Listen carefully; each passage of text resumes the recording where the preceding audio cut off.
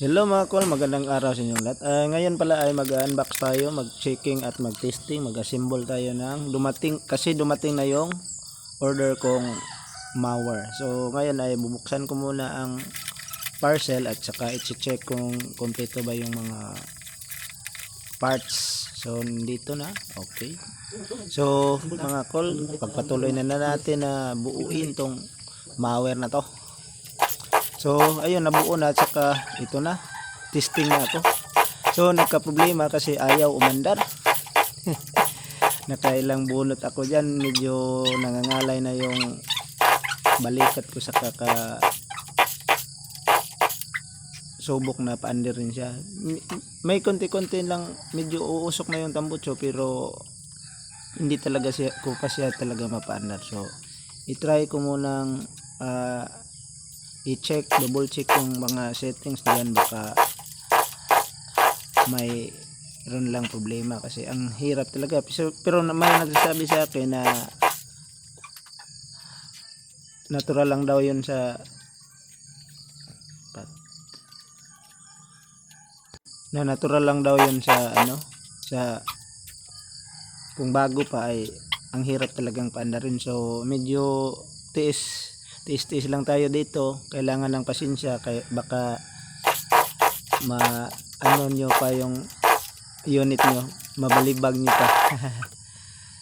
So talagang ayaw pa rin umandar mga kol, ang hirap.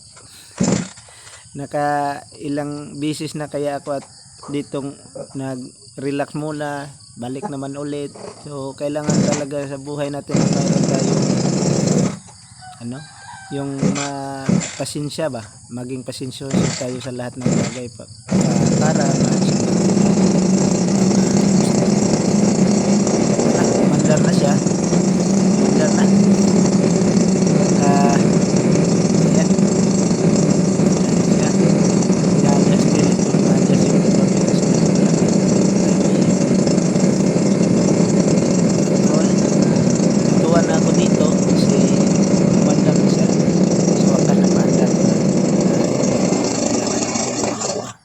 So napakasarap. So yan, tinitesting ko ng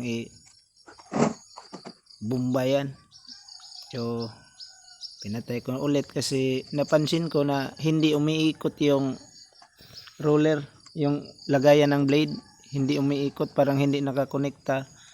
So dinouble check ko muna. So hanggang sa yun, nakuha ko na, umiikot na siya. So napakasaya ko kasi umiikot na siya. Tapos akala ko masasayang lang ang pera ko. So dito tayo, susubukan natin paandarin ulit na kung talaga bang ayos na tong unit natin, kasi medyo mahal na din to. Nababahala ako kapag hindi natin